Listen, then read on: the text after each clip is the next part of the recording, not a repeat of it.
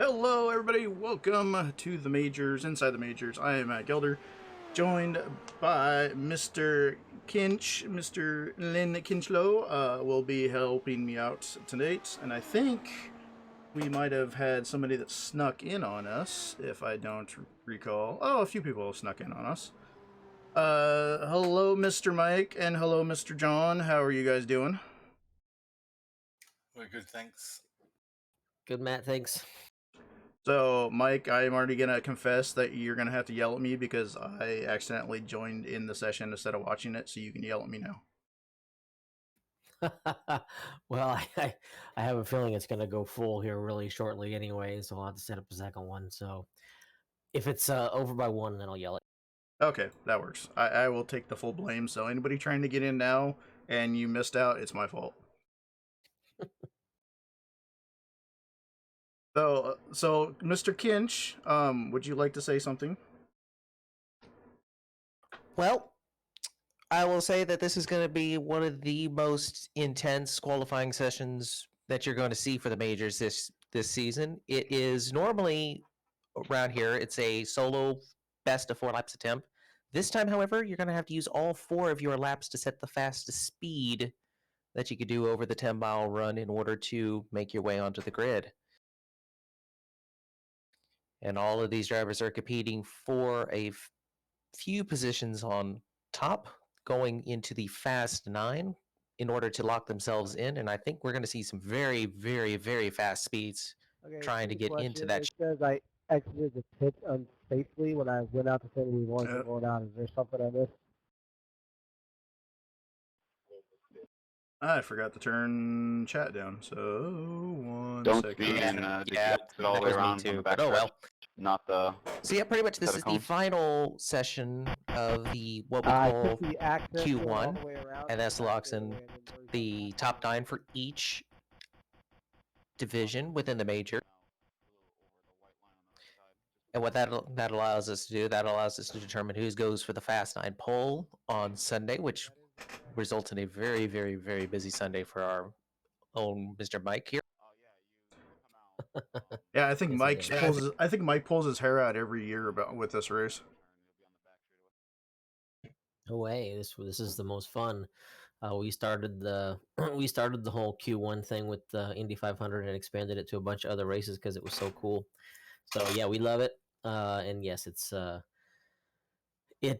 takes a lot of coordination and is busy, but the fact that we have a full session right now pretty much, and it means so much for guys to make that top 9 or to get locked in is pretty cool. It's awesome actually, and that was the idea, is to get them out there doing it earlier in the week and have something to fight for earlier in the week, and just extend the importance of race week.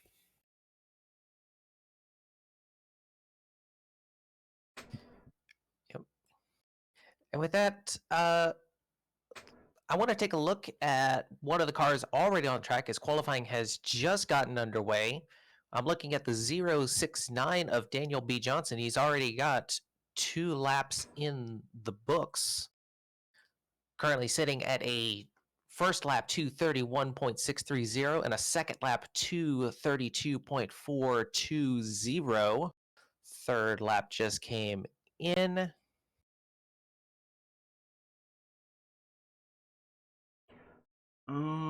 Yeah.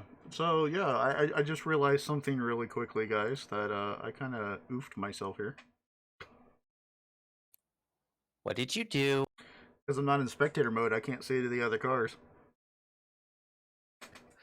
Oh, I guess we're gonna have to radio this then. Yeah, that's kind of what the plan might be here. Give me one sec. You guys keep chatting. While he's doing, I will work on the display real fast. while he's doing that, Daniel B. Johnson completes his run. Lap 3 was a 232.366, and then he finishes up with a 38.8 lap time.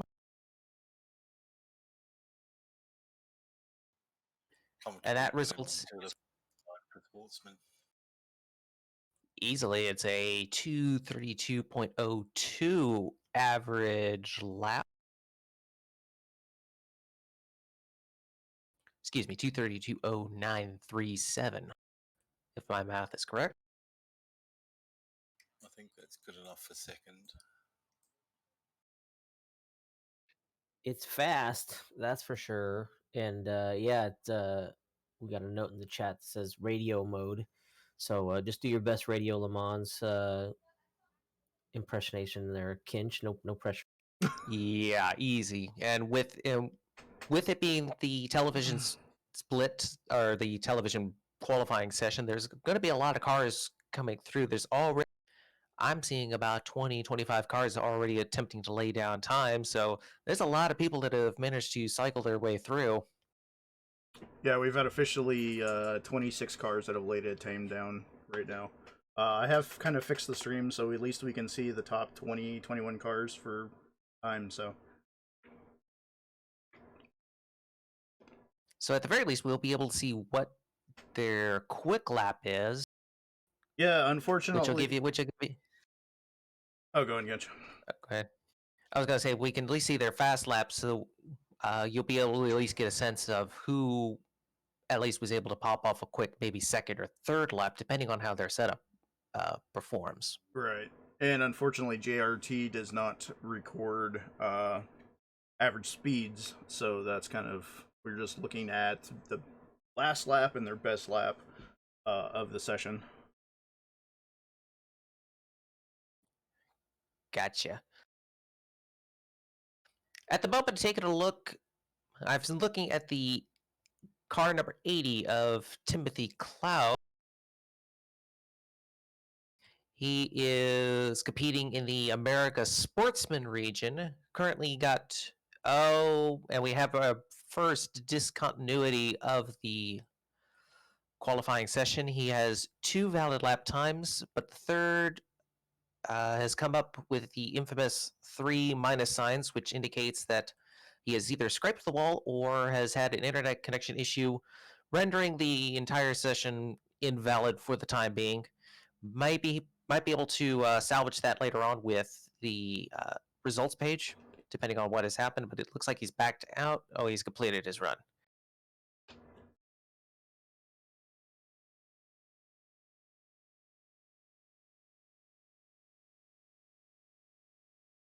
With so many cars coming through, Johnny Bell in the 27 in International Pro is on an attempt, currently has 3 laps within the 39-second bracket. That should put him around the 2:30.8, if I'm roughing it correctly. Liam Quinn just threw down a 38.827 lap. That's a very quick lap, and that's a second attempt for him. So I'm kind of wondering what the strategy is for Liam Quinn. He's already got the quickest time in the Americas region, so this is a second attempt, which gives us a perfect segue to explain what happens when you make multiple attempts in the major series for qualifying. You get 1 attempt for free to lay down a time, but if you so choose, you can go and run a second attempt for $3, and a portion of that will go to a charity for each race that is selected. And Mr. Mike, would you be so kind as to elaborate on the charity for this race at the Indianapolis 500? Yeah, absolutely. So Sarge's Place is charity for the Indy 500.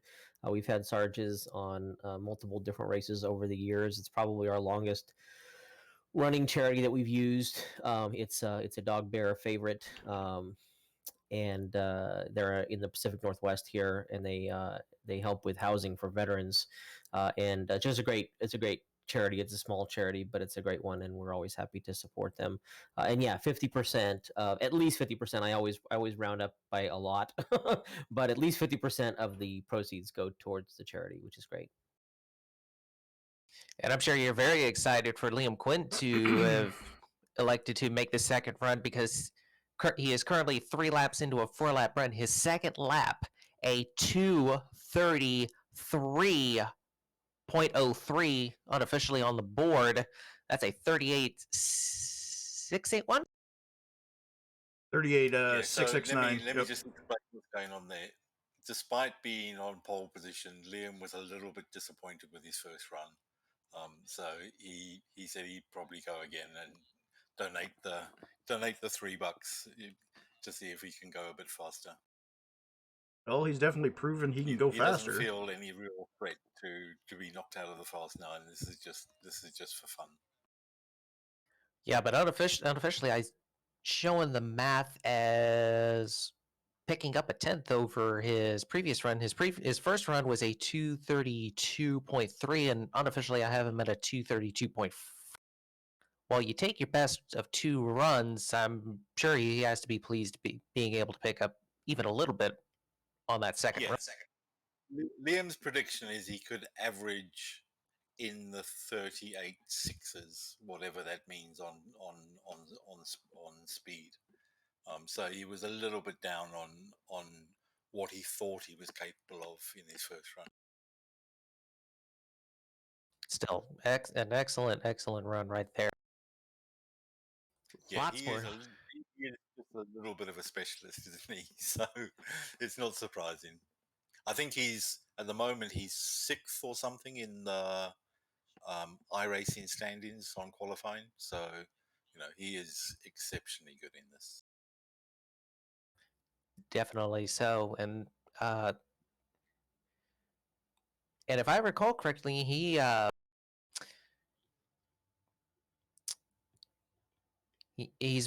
currently going for 3 in a row. Is in the pro split winnings. Yep, 3 in a row at Indy. So definitely a unprecedented feat, even virtually or in reality. I don't believe anybody has been able to successfully complete that. No, Mike could probably give details on that. Yeah, well, we did a little blog article on that exact thing, but yeah, it's never been done 3 in a row. So last time it was even close to being anybody was close to doing it 3 times in a row was 1941. So it's been a minute, as they say. Oh, Liam just popped up in chat. He said he wasn't happy with my initial run as I wrecked on run 1. Wanted to see what I could do without mistakes. There's humble brags, and then there's not humble brags. I'll let you fill the blanks on which one that. Yeah, I'm sure that there's 200 people that are participating in this that wouldn't have been disappointed with the first run. Yeah, I was gonna say you could have just left the first one and you would have been just perfectly fine. That's right. Now you're just showing off. I got some numbers for the number 100 car of Lyndon Swaby. Currently just completed his 3rd lap. And you'll have to excuse the awkward silences because I'm having to type into a Google spreadsheet as I do this. That 3rd lap is at a 2:31.725. Very consistent run so far. That's a picking up on his 2nd lap by about 2/100ths. Looking to see him in turns 3 and 4. Nice and steady. A little bit of a bobble off the exit of that corner as he shoots down the straight towards turn 4, comes off the corner, nice and clean. I don't think he's going to have any issues completing this run. Getting that last time, falls off a 10th on the 4th lap, but still a very, very solid performance. Unofficially, that puts him, and I'm making sure I've transcribed this correctly, at a 231.452. And Swaby is competing in the Americas Pro region for the Kinetic Americas team. Your awkward science is always allowed because that you are awkward science. That puts him 7th at the moment, anyway. It puts him above the person that's 7th on the current live queue sheet. Sounds correct. We officially. Sorry. Oh, I was just gonna say we officially have 44 drivers that have completed laps in this queue. Yeah, I was gonna see if the server was full. I needed to do that real quick. I'm showing 52 drivers listed. That can't be right. 'Cause there's only 48 pit stalls, isn't there? There's some weird possibilities that can happen if everybody pushes a button at the same time. Sometimes well, you can we stay. Sometimes you can stay. We can get 62 drivers in here, but only 48 at a Oh. time. Oh. Yep. So we're maxed at 48 active, basically, or at 48 registered at one time. We could get to 62.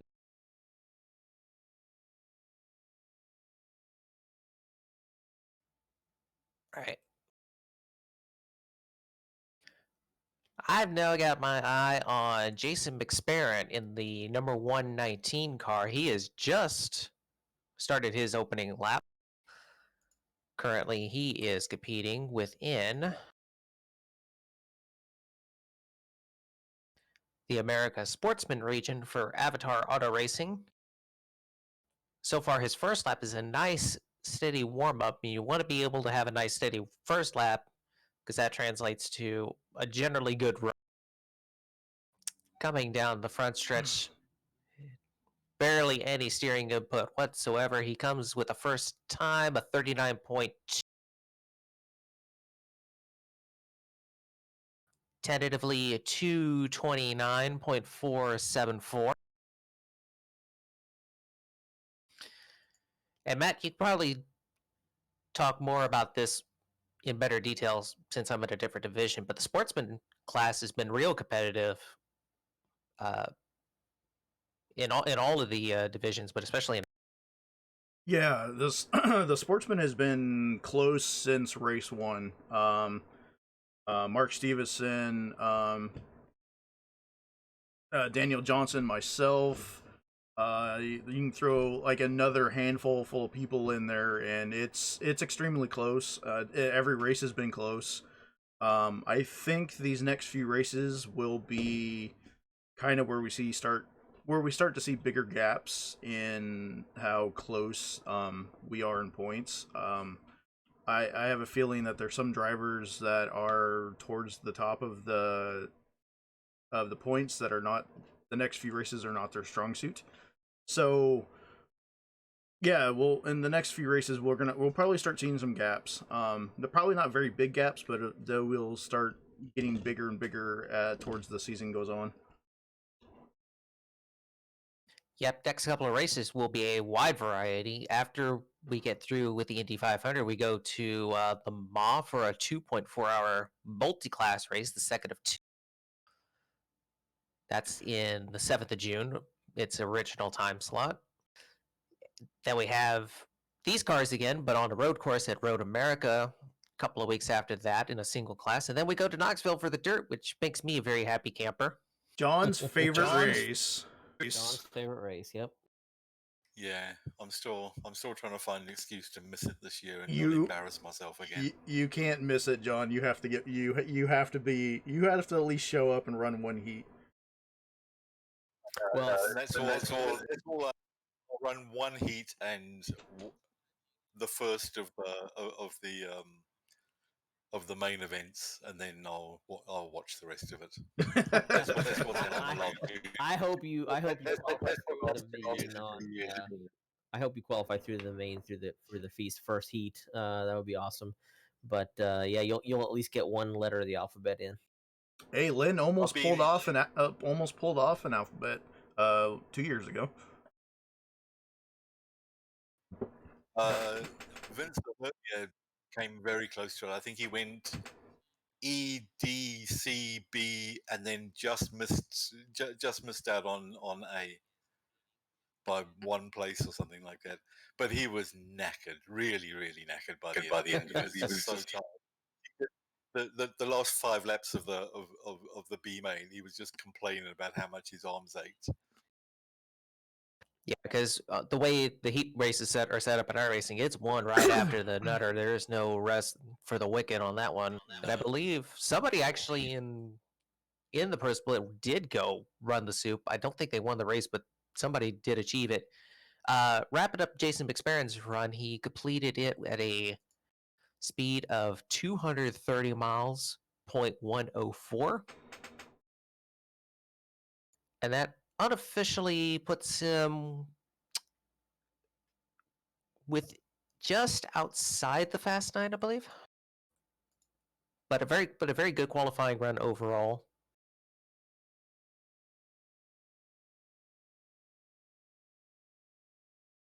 Yeah, going back to the Sportsman for a second, we were wondering if Forge were struggling on pace this week, but it seems like they've pulled something out of their hat.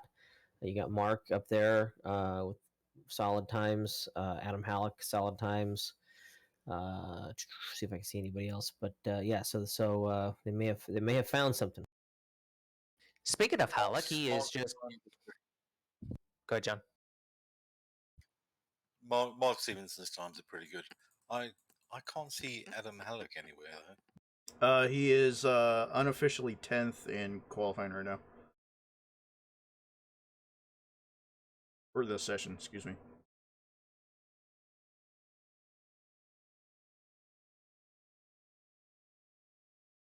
Yeah, And he's I've at got 0.94 or something like that. I'm roughing. Speaking of Forge, Brian Halleck just completed his first lap at a 38.98, 230.887 miles an hour, working his way through 3 and 4 on the.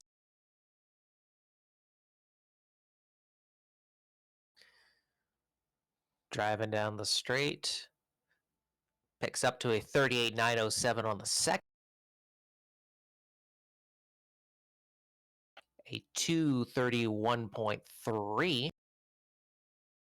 Ooh, a little bit of a slide from Brian Halleck just coming off a turn number 2. Was able to save it, but had to have scrubbed off quite a bit of speed. I would expect his car to dip down back into the 39s for the third lap.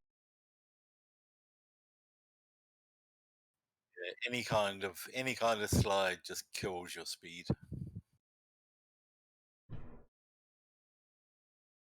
Didn't seem to affect him all that much. He maintained at a 38.901.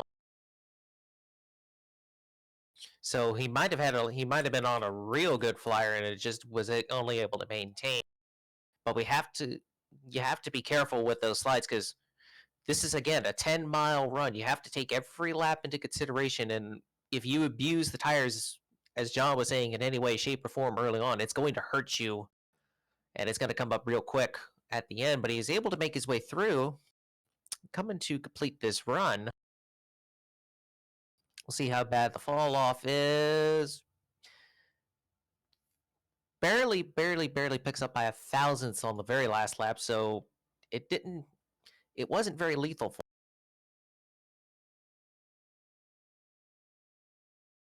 Unofficially, I have him listed with a average speed of 231.231 miles per.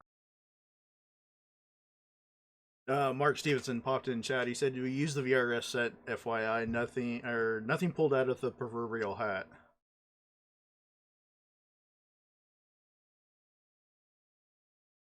Interesting, good to know. That does lead to a question of where people have been acquiring setups. Some teams have their own setup specialists. Some, just like Forge, acquiring setups elsewhere. But I believe there's something new in town, and it's a very awkward segue because I'm trying to think of it on the fly, and I don't think I've been very successful at it. Can somebody please bail me out? My qualifying time on this setup is. You were talking about the Major's Garage there, sir. I was trying to be creative with it, and yeah, I need to go back to promo school. Well, you just need people to follow along with you better. Yep. So, anyways, since you mentioned it, the Major's Garage, that's something that is new for starting this race. Would you be so inclined to explain a little bit what's going on?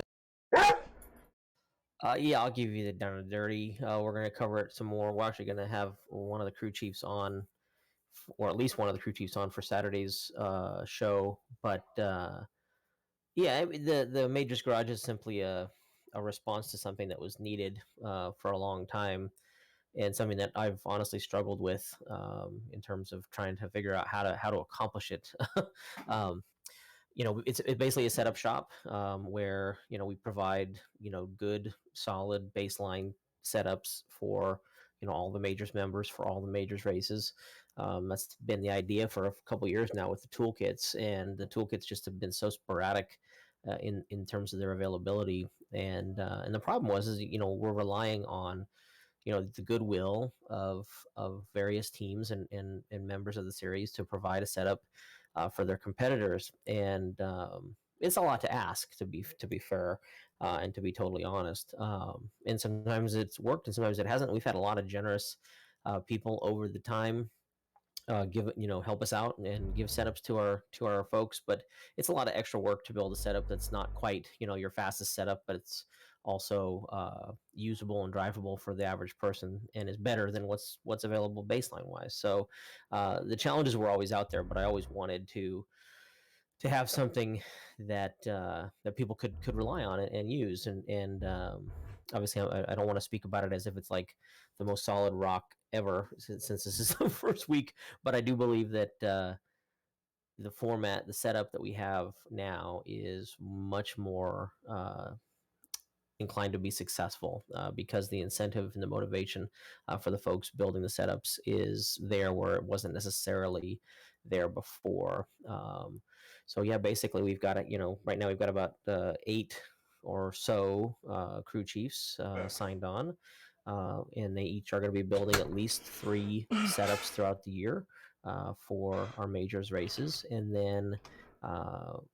And that's kind of their freebie work, their pro bono, if you will. But beyond that, they're able to get creative and build setups for that are higher level for the majors races if they want to. They can build setups for official races, for special events, anything they want. And can be compensated for them by selling them. So, yeah, the Majors Garage is a new website. You can get to it by clicking on the garage link on the members page and take a peek. Sorry for the long diatribe there. No, but it works out. I appreciate the explanation, because watching Stephen Paulison attempt to make his run, he's just rolled out for his attempt in the 58 car for Section 8 in the America Sportsman side. But I think that's going to be a very good deal for a lot of these setup specialists that have coalesced around the majors, because it's a very competitive series that you have constructed over the past, starting from the Northwest, expanding, slowly out the Pac 4, the Pac 6, and now finally worldwide with the 3 majors regions. It's going to be hopefully something that people can look forward to for not just the big races, but also I'd be interested in seeing what other stuff that our crew chiefs can come up with. Oh yeah, me too, for sure. I'm excited because, like you said, we have some really super talented guys at building sets in the series out of necessity, because the teams need good setups in an open setup series that's as competitive as ours. So it was sort of a breeding ground for it, and it was sitting there under the surface all along, and I just didn't recognize it until recently. And then I sort of when I had the epiphany, I started trying to wrangle everybody, and it was we've been going at it hard for the last few weeks to try to get this rolling, and I appreciate all their work. Yeah, in terms of light bulbs, yours burns the brightest whenever something comes. Paulison's first lap is a 39.111. That's good enough for a 230.1 mile an hour lap time. Picks up to a 38.989 on lap number 2 for a 230.834.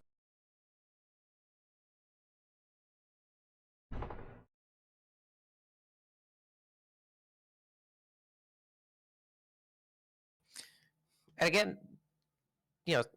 like we've been talking about all session long, it's this particular race is also most critical, not only because it's set by speed instead of time, but also you have to have a car that is good enough to last not just one lap, not two, but it has to survive the entire run without spinning out, pushing into a wall, crashing.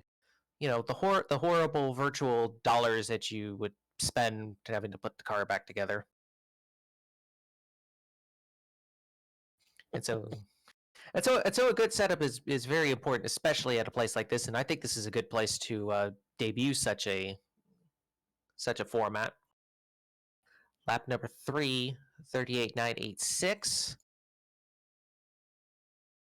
And completes the run with a 39.119, which is a significant drop off. Go down. But that average will put Lay him down at a now. 230.46 unofficially. Depending on how the rest of the field shakes out, because we have to put this all together by hand, that would put him within the top 9 of the America Sportsman division as it stands.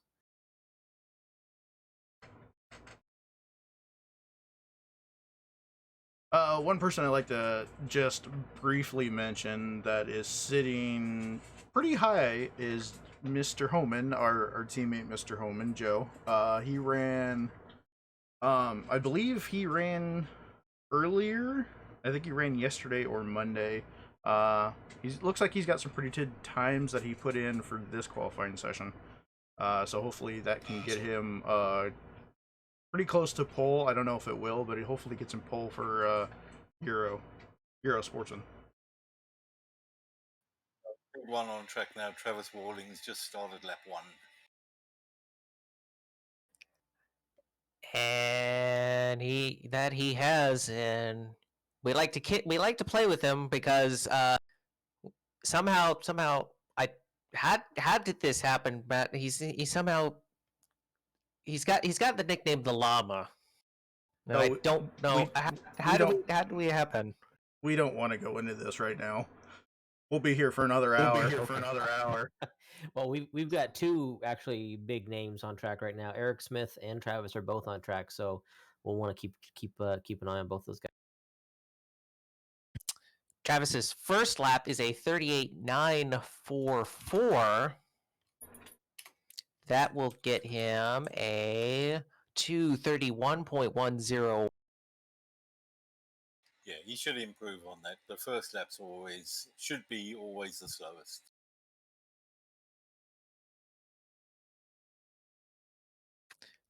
Definitely so, and it's a nice stable set. I believe this is an in-house set built by Unorthodox Motorsports between himself and Steve Driscoll.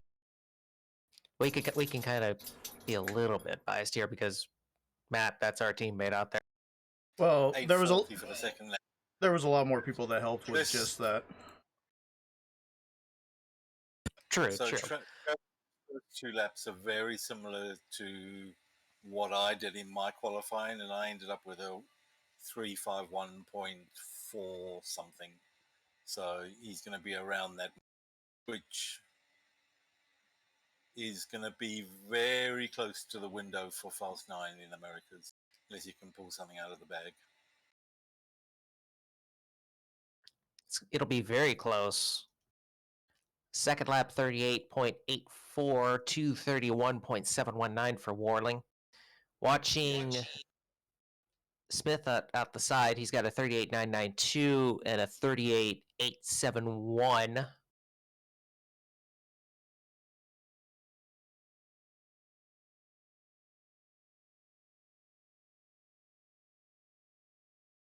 Meanwhile, Warling 38.851 on the third lap, coming to finishes.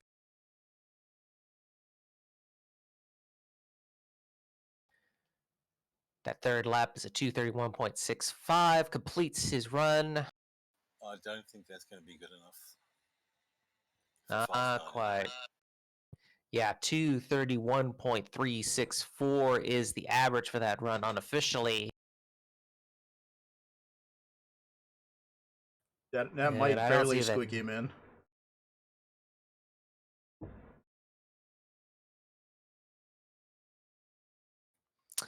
Meanwhile, for Eric Smith,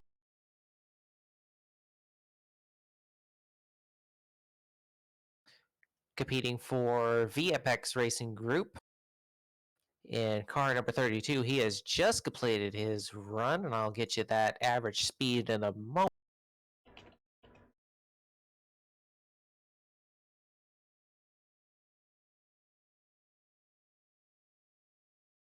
No, Matt, I don't think that gets Travis in because even on the current timesheet, that would only put him eighth, and Jonathan Medeiros, Joshua Mertz, who I think is America's Pro, and Linden have all gone faster than that. Yeah, so close but no cigar for Travis Worley. Eric Smith's time is a 231.26, so also not going to be in that fast 9.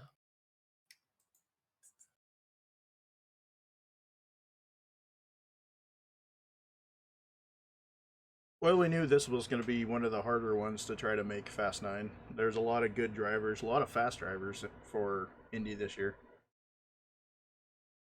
Yeah, and it's so dependent on the setup and what you do during the qualifying run. And Kinetic has got such a big advantage with having Liam in the team because his sets are just so good, and he's so detailed about what he tells us how we need to drive the car. Okay, I deem for next season Liam as his own team for Indy.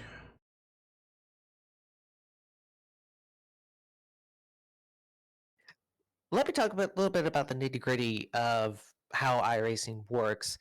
Um, if I could posit this question to you, John, do you feel that with the with the Dallara IR18 being relatively unchanged for the past couple of years between Indy 500s, there's certain teams will have that have experience working with that car, being able to spend the time to research and develop what different kinds of tech to make the car fast?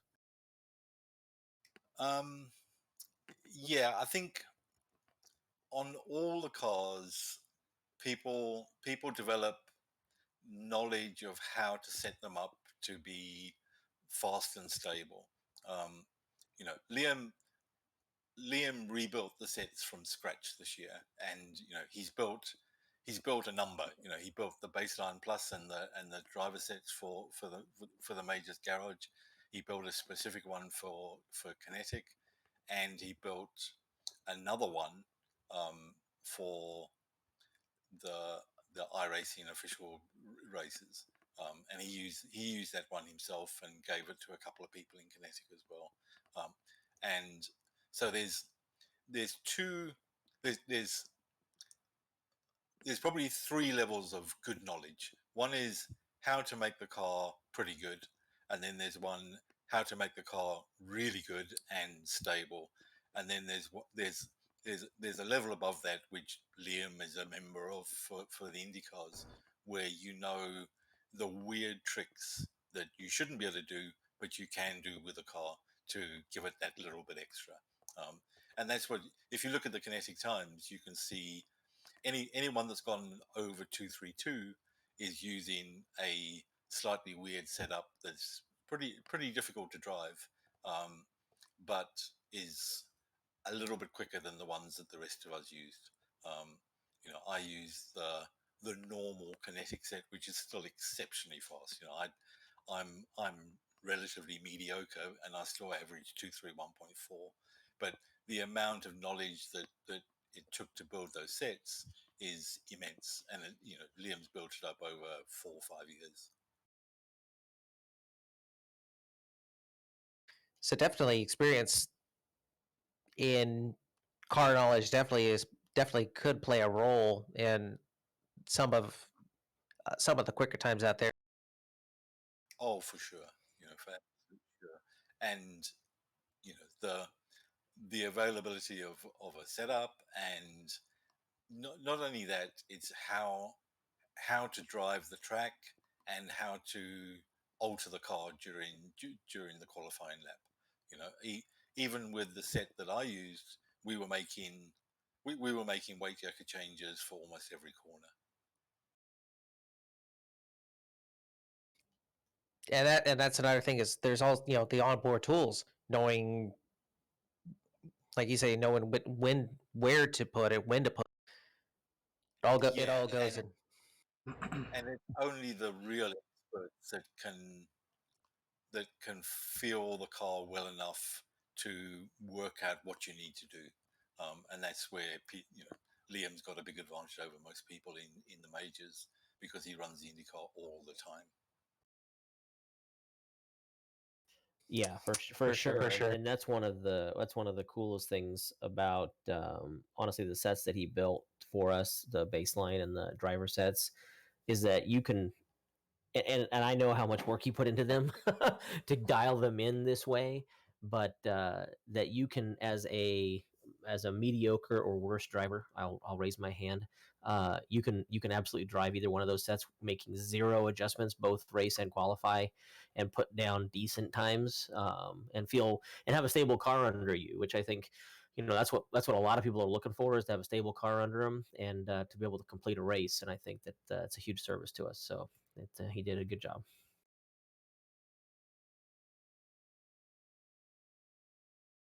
Steve Bammer for Forge put in a qualifying effort at 2:30.466 on.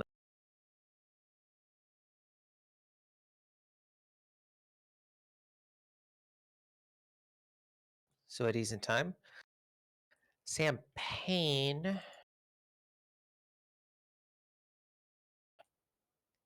a newcomer to the series. I'm showing him competing in the America Sportsman as an independent. That's not a name I'm familiar with. He's currently working lap number 3 of a first lap was a 40.064. That's, I believe, the slowest first lap, but still, one unique feature about the majors is there's a wide variety of skill levels around. Oh, and he nearly bobbled off of turn 2, I should say, on his 4th lap, but manages to hang on to it. Looks like Mr. McGreevy is on track right now. His first lap was a 38.987. That is a good lap.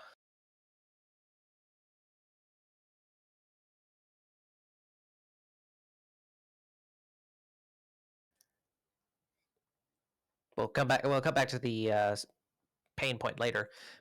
But coming to the McGreevy run, the first lap at, you said, a 38.987, puts him at a 2:30.846.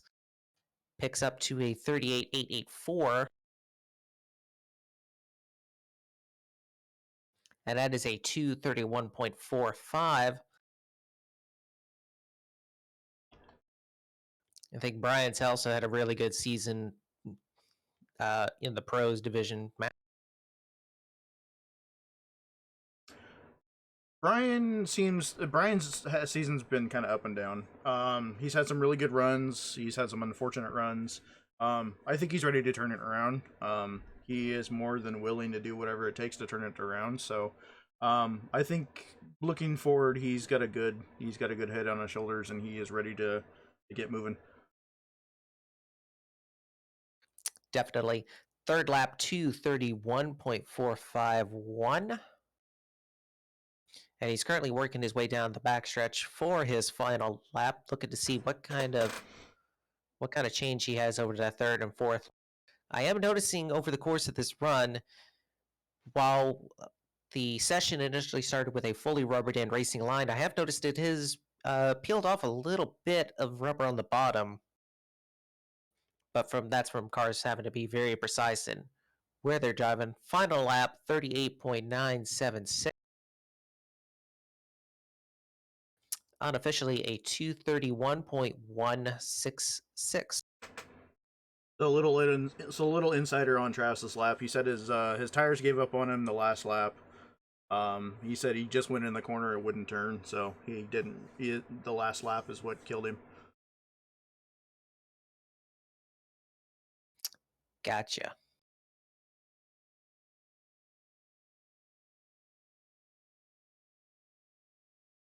One big surprise, Lionel Kalisto's done a run, and it was slow, real slow. Average 38.97-ish, maybe even a little bit higher than that. Yeah, it's very uncharacteristic for Lionel. He's normally really good on ovals no matter what car he's in.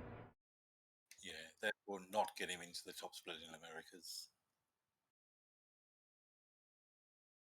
I know we mentioned earlier that the IR18 hasn't changed all that much. There is one big change to the car that they did put in the aero screen that they were going to put on the car for real for the upcoming season. And that did change some of the weight bias around. So I wonder if maybe they tried to use a setup from last year and they just forgot to account for it. Oh, it's Maybe, not maybe. that likely with those guys. They're usually pretty prepared. So I'm guessing that's where they are with their setup at this point in the week, and they're just feeling it out. And I'm sure that knowing Matt and Trevor and Lionel, they will keep working at it, and by the end of the week they'll have something faster and they'll make a second go. You'd hope so. Yeah, And I think it was made this year is I think that the car's got a little bit more horsepower in qualifying as well. Yeah, with the qualifying boost that you can switch to for either practice or you can run it in qualifying. That's only available at Indy and I believe Pocono as well, since they're of similar track styles. Gives you a little more horsepower, but it'll have a random unplanned disassembly at some point, 5 or 6 laps after your qualifying attempt is complete. Oh, so both tracks where you can hang cars easily.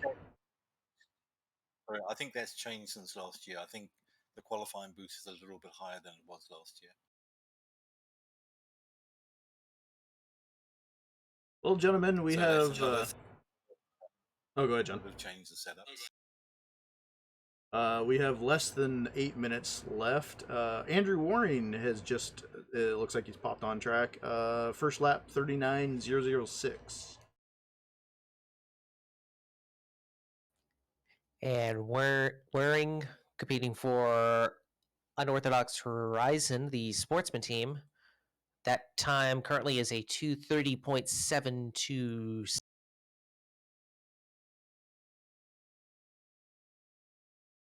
Coming around to complete lap 2. Andrew is more of a road specialist, I would want to say, as we get a discontinuity on second lap. Oops. But I think you and I would agree, Matt, that he's taken to ovals about as well as a road specialist switching over would be able to do in a short period of time, having only just started with the majors this season. Yeah, in real life he does karting, he does a lot of road race stuff. Yeah, being the first time he's ever even seen an oval is when we told him, hey, guess what, you're gonna be running ovals this year, and he went, what? Yeah, so his transition to oval has been kind of interesting, but he's done fairly well for being run on his ovals. I know the first couple of ovals he had issues with. He was doing fairly decent, actually fairly well at Charlotte until he got caught up in some issues. But yeah, I think the more ovals he runs, he'll be he'll be as fast as, I would say, either Travis or even Steve. He has the potential. Definitely. Final lap for Waring is a 38.979, but with a discontinuity on lap 2. I can't get you an official time, so we have to wait and see if that discontinuity is just due to a latency error or if he scraped a wall, in which case that would have invalidated the entire run and he'd have to go again. Well, his run is going to be invalidated for sure. Based he doesn't have a time for lap 2, so he's going to have to go again if he wants to set one. Which is unfortunate for Andrew, but it's good for Sargis because they're going to get a few dollars there. Yeah, Andrew has been an interesting one. You guys were talking about him, and I'll be honest, watching him at like the Daytona 500, I was cringed a lot. Not because he wasn't fast. He definitely was. He was a weapon. And honestly, the reason I bring that up is not to disparage him. He's really talented, and I really enjoyed watching him at like the All-Star races. But he is he's a symbol of what a lot of really fast guys are that come from road typically, and then they start doing the ovals with us. And people tend to think that ovals are easier than road, and there are elements to that are true, of course, but there's other elements that is definitely not true. There's a lot of nuances to oval racing that does not exist in road, that for some reason the guys who are really, really strong on road have a harder time adapting than the other way around. People who are really strong on ovals tend to adapt to road pretty quickly, where the opposite is not the case. And I just feel like sometimes the really fastest road guys are so aggressive, because in road racing every position is gold. You have to get it when you can get it. You can't be shy. You have to, what's Senna's old quote, if you don't fail to go for the gap, you're not a racer or whatever. It just does not play in oval. You can be patient. You can wait for those spots to come out. You have cautions, and 3 wide in a corner that doesn't warrant it is not a good idea. And if we can ever get some of our fast road guys to settle down a little bit on the ovals, we'll have some really clean oval races all the time. Anyway, end rant. I think that's true, and we've been through it with Kinetic as well, where we've had really, really talented road guys who really struggled in their first 2-3 races on ovals, just to understand how to do it. They had the talent and they could produce very fast times, but the actual races are different. There's a lot of tactics involved. You need to look after the tires, and you need to understand when to stop and things like that. And it's a learning experience for the road specialists. Whereas the other way around, you need to learn how to drive the car, and that's the easy bit on ovals. But understanding how to race is really tricky. Right. Yeah. So Andrew said he didn't like the wall, how the wall was looking at him, so he had to kick it. Quite right. But isn't that why we keep cones around for that? That's only for certain people that we will not name on this stream, but they know who they are. Quit kicking the cones. Only car on track currently is Diego Jimenez Armelia, currently 3 laps into a 4-lap run. His first 2 laps at a 39.287 and a 39.166, roughly about 229.4 average. Picks up a little bit on the 3rd lap at a 39.12. I was watching Diego in practice. He's really quick. He's got a quick race pace. I don't see him falling down the order very fast or very far in qualifying. But if he does have a kind of a bad qualifying, I see him finishing pretty high in the race trim. He might have nicked the wall in the middle of 3 and 4, competing in the European Pro Division, but he did not. It's a 39.170 to give an average 229.667.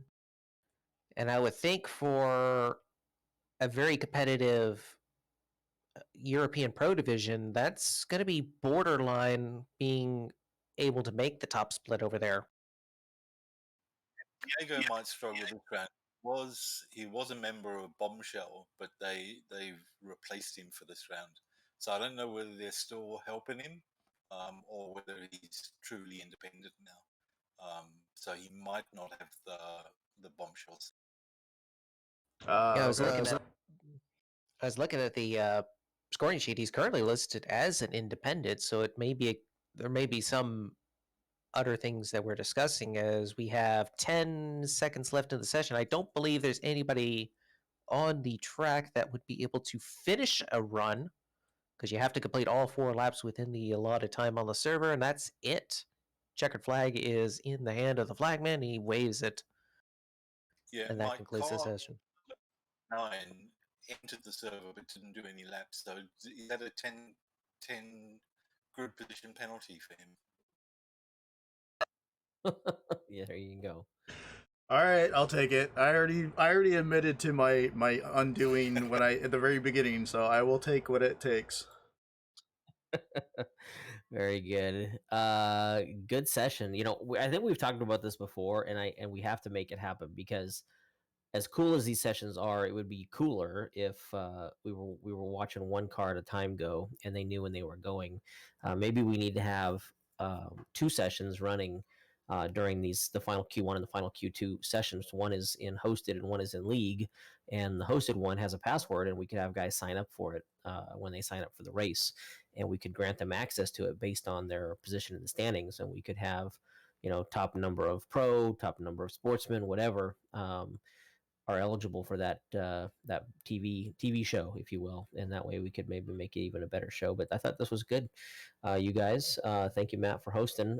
One last thing I want to say before I let you guys close it down is we've done something really crazy and ridiculous and dangerous, but we have made Lynn Kinchlow the czar of Discord, and so we expect amazing things from him shortly. Either that or the whole place is gonna burn down. Right? Yeah. Thank you. Thank you. We'll see. We'll take our sweet time with it. We'll work on What's this we thing? You are czar. You are singular. You are not we.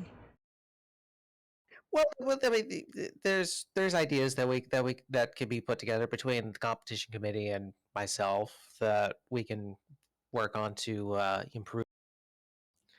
I don't know. Change some things around. When I think of czar, I think. talk to you Oh, excuse me, John. Go. Yeah, there's one thing I want to talk to you about, Lim, but I'll hit you with it in a PM next week. I was gonna say. Gotcha. I was gonna say. Mike said czar, so normally when I think czar means you're kind of above everybody else, so you kind of don't need to answer to anybody. You just do what you want thing. Yeah, I don't know how much you want to encourage him, but Yeah, that does. Oh come on! Oh come on! that is his title. You're correct. Yes. All right. But to paraphrase,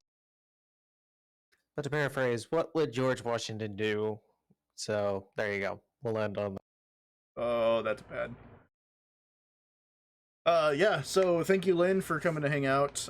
Even though I completely screwed up the stream. I hope everybody enjoyed it. At least we had something on the screen for 50 minutes, so you guys at least can look at. Saturday, I will make sure not to make the same mistake, so we actually see cars going around the track. Thank you, John. Thank you, Mike, for the opportunity, as always. John, do we have anybody set up for Saturday that we were talking about, or you were talking about?